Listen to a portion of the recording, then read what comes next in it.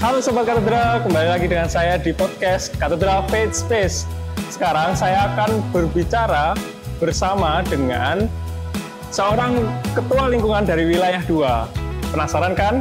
Yuk ditonton.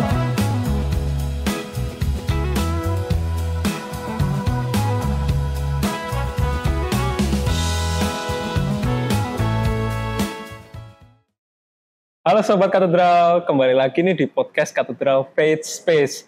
Hari ini saya bersama dengan Ketua Lingkungan dari Lingkungan Aloysius Bernadette dari wilayah 2. Pasti penasaran kan dengan Bapak di samping saya ini.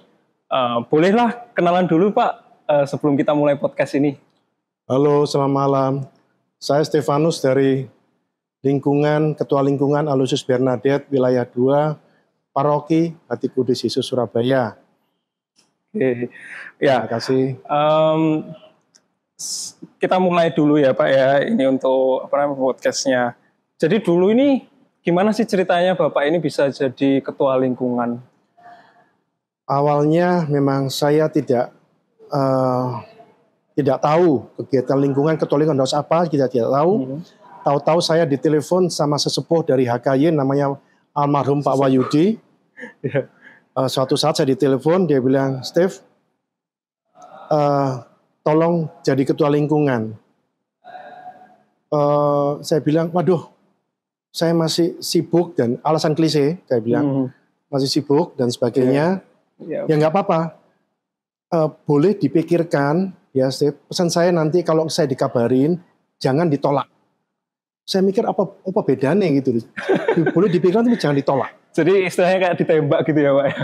Ditembak, iya betul ditembak. Terus langsung jitu begitu ya? Langsung, ya saya bilang sama istri saya, ini saya jadi ketua lingkungan. Saya suruh ngapain saya enggak tahu. Terus saya bilang, ya wis lah mau ya sudah. Jadilah gitu menurut perkataanmu. Waduh, gitu ini sudah berapa lama Pak sebelumnya ini jadi ketua lingkungan ini? Kalau dibilang begitu saya malu ya, sudah berapa romo paroki berganti, romo parokinya sudah ganti, saya masih tetap aja di situ. Sudah, saya sendiri terus terang tidak hafal banget, tapi kalau saya runtut ke belakang, kira-kira hampir 30 tahun. Jadi pada satu periode itu setahu saya cuma 3 tahun. Lama banget ternyata sudah ada Pak. Ya, saya tunggu dipecat sini sekarang, tapi habis saya sudah sampai ke tahapan romo paroki, romo wilayah, untuk menyaring kembali, sudah saya kasih nama, sudah ditembung sama romo, tapi tetap beliau-beliaunya tidak bersedia. Tidak mau. Bahkan dari umur saya sendiri aja masih lebih tua Bapak untuk umurnya. Ya, Anda belum lahir saya sudah ketua lingkungan. Cilokoknya begitu. Ya. Terus kan ini sudah lama banget nih Pak. Sangat lama. Sebagai ketua lingkungan ini. Sampai memutih rambutku. Masih ketua lingkungan. Masih ketua lingkungan. Masih layak apa enggak ini saya enggak tahu. Nah, selama ini ya, gimana sih kalau melihat umat-umatnya di lingkungan Bapak ini, kayak gimana sih dinamikanya? Ngelus dodo. Begini, gimana? Kalau umat di lingkungan saya, kalau diajak hidup menggereja, kegiatan lingkungan, kegiatan yang rutin, katakanlah APP, pertemuan APP, Bulan Maria, terus BKSN, terus Bulan Rosario, Advent, itu meskipun ada sekitar 65 kakak, karena saya ini ketuanya 2 lingkungan. Sejak saya jadi ketua lingkungan, sudah lingkungan Aloysius sama Bernadette. Saya ambil alih, tetap begitu sampai sekarang. Jadi kalau kami ajak untuk 2 lingkungan, itu kami punya 65 kakak. Menurut K3-nya Katolik, kami punya 65 kakak. Tapi kalau diajak 2 lingkungan, sulitnya luar biasa. Jadi terpaksa pada waktu saya jadi ketua lingkungan, sampai dengan tahun lalu, itu kalau kita pertemuan lingkungan, itu lingkungan AB dan lingkungan C, lingkungan Clara, gabung. Karena kalau lingkungan AB terlalu sedikit. Hanya mungkin cuma 5-4 orang, jadi nggak ada gregetnya. Jadi terpaksa kami mengajak lingkungan C barengan untuk pertemuan lingkungan bersama. Gitu. Sampai dengan tahun COVID kita berhenti. Tahun lalu Advent, masih saya ingat tahun 2022 Advent, kami memberanikan diri AB untuk berpisah dengan C, berdoa lingkungan AB sendiri. Ya, di situ saya bersyukur banget ya. Setelah sekian lama berproses, kok Tuhan itu luar biasa ya. Jadi kami itu kalau ketemu lingkungan itu sekarang bukan lagi gini, tapi rata-rata 10, kemarin kami Advent pertama bisa mencapai sekitar 13 orang. Wah, luar biasa ya, puji Tuhan sih tapi Pak itu. Luar biasanya begini, di lingkungan kami tempat doanya itu sangat amat representatif. Ada seperti kapel, umat punya seperti kapel. Di sebuah umat itu Pak? Bukan, rumahnya umat seperti kapel. Rumahnya umat malah jadi seperti kapel ya, itu luar biasa. Tertata, ada altarnya. Ya. Setelah kami doa, kami digiring ke satu lantai ke bawah dengan konsumsi yang pokoknya wah, enak dan sebagainya. Ya, tapi yang datang ya cuma segitu ya. Iya. Jadi ya ini suatu proses ya. Bagi saya ini saya ambil positifnya, ini suatu proses meskipun lama. Bapak Uskup almarhum juga mengatakan bahwa arah dasar itu 10 tahun. Kalau 10 tahun enggak masih belum, ya nanti 10 tahun ke depan ya terus menerus ya. Jadi ya kita mengikuti arah dasar dengan tidak henti. Jadi kami kalau pertemuan lingkungan itu saya share di grup lingkungan, meskipun ada umat yang saya masukkan lalu mereka left group ya enggak apa-apa. Ada beberapa yang saya setelah share gitu nanti pada harinya, misalnya hari Kamis, saya share hari Selasa, hari Kamis paginya saya share lagi reminder nanti malam. Oh ya Pak, terima kasih. Oh siap Pak, nanti hadir. Jadi umat sudah mulai ya meskipun belum banyak tapi saya bersyukur. Puji Tuhan lah. Setelah COVID ini kan ya dampaknya luar biasa ya kalau waktu COVID mohon maaf, lingkungan di mana saya berada itu bukan seperti di kampung tapi rumahnya cukup individu. Iya. Jadi itu susah. Iya. Di kota ya. Di kota besar, di jalan besar ya. Jadi punya karakteristik yang berbeda, tapi tetap saya mensyukuri masih banyak umat yang peduli di lingkungan kami yang untuk hadir. Meskipun cuma 10, 12, kadang-kadang maksimum 15, tapi tetap bersyukurlah.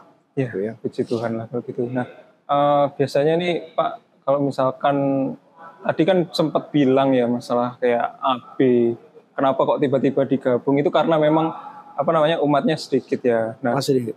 Terus setelah itu biasanya sih suka dukanya dari selama menjabat begitu gimana Pak? Ya setelah sedikit itu. Setelah sekian lama makin merenung ya. Ternyata di tengah pergulatan yang demikian kadang sulit ya mengajak umat ya. Tapi saya masih tetap bersyukur dan penuh sukacita bahwa masih ada umat-umat yang ikut hadir di dalam dua lingkungan meskipun sudah katakanlah notabene sudah usianya sudah bukan lagi kepala 6, kepala 7 bahkan ya. Tapi mereka masih semangat meskipun katakanlah sudah tidak bisa mengendarai mobil, kami jemput, tetap kami penuh. Ada menjemputan juga ya? Saya yang jemput, nanti ada teman lagi yang jemput. Aduh, asik dong berarti kalau dijemputin. Dijemput, dikasih makan enak, di ruangan yang sangat nyaman, ber-AC, dengan tatanan ruangan seperti small chapel gitu ya. Ya, tapi tetap aja saya dalam berproses untuk tetap mengajak terus menerus supaya makin banyak umat yang hidup menggereja. Kan Romo Kurdo bilang kalau pertemuan di lingkungan ada pertemuan iman ya, di mana pertemuan iman itu ada saling menguduskan ya. Saling menguduskan betul itu yang saya masih bersukacita lah, masih meskipun usaha masih terus dilakukan ya untuk mendatangkan umat ya. Banyak sukanya lah. Banyak sukanya ya sebetulnya. Kalau dukanya enggak usah lah. Dukanya enggak usah dibahas, dukanya enggak perlu. Iya. Terus setelah itu biasanya ini kan karena tadi umatnya itu banyak yang sudah usia, banyak sudah umur. Itu coraknya khususnya dari lingkungan Bapak sendiri yang Bapak pimpin gimana? Coraknya begini, mereka seneng datang, mereka seneng mendengarkan renungan, berdoa bersama, mungkin ketemu dengan kenalan-kenalan, mereka seneng, tapi mereka tidak mau kalau diajak untuk memimpin. Jadi saya all in one, juga memimpin ibadat, istri memimpin lagu. Kalau ada renungan, ada ibadat, ada renungan, saya juga memimpin renungan singkat sesuaikan dengan time frame supaya jangan terlalu lama. Ya seperti itu, umat datang, senang datang, cukup guyup. Tapi kalau diajak untuk memimpin doa, untuk sharing katakanlah, PKSN sharing, APP ada sharing gitu, ya saya harus hati-hati ya.